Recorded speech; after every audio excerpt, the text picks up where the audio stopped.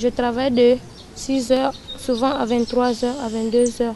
Avant qu'on ne couche, à 3 heures, on se réveille à 4 heures. On commence à travailler encore jusqu'à 23 heures. Tous les jours, c'est la même chose. Pour cette Togolaise de 18 ans, raconter ce calvaire est encore douloureux. Après avoir travaillé 5 ans comme domestique dans une famille à Libreville, la capitale du Gabon, elle s'est enfuie et a été recueillie par ce centre pour enfants exploités. Comme elle, ils sont des centaines chaque année à être enlevés à leur famille, moyennant quelques dizaines d'euros. Ils viennent du Bénin, du Togo ou du Nigeria et se retrouvent au Gabon, un pays pétrolier à l'image d'Eldorado africain.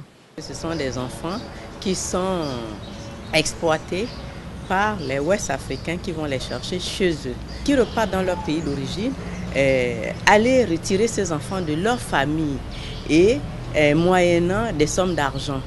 Eux, ils parlent de confiage, alors que quand les enfants arrivent sur le territoire gabonais, ils sont placés à des fins d'exploitation. Donc des enfants de 5-6 ans qu'on retrouve à la gare routière en train de travailler pour des garagistes ouest-africains. Et ces enfants peuvent travailler pour ces garagistes-là pendant une période même de 15 ans.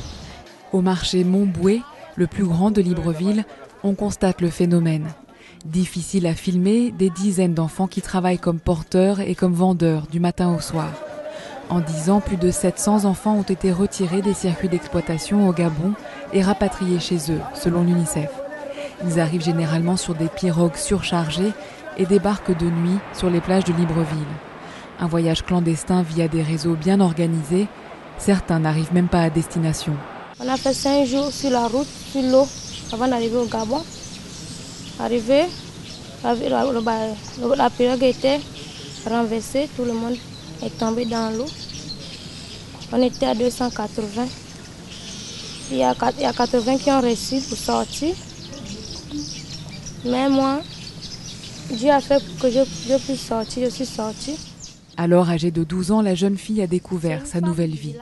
Les enfants ne sont pas payés et bien souvent leurs passeports sont confisqués pour empêcher qu'ils s'échappent. Il y a quelqu'un qui m'a aidé. Ils m'ont ramené chez la femme qui a demandé que je vienne chez elle. Je restais avec elle, je travaillais. Je faisais toutes les domestiques. Je travaillais, je lavais les assiettes toute seule. Je faisais tout toute seule. Elle n'est pas à la maison, elle est souvent en balade. Les autorités du Gabon et l'UNICEF appellent à une meilleure coopération judiciaire et policière avec les pays d'origine des enfants.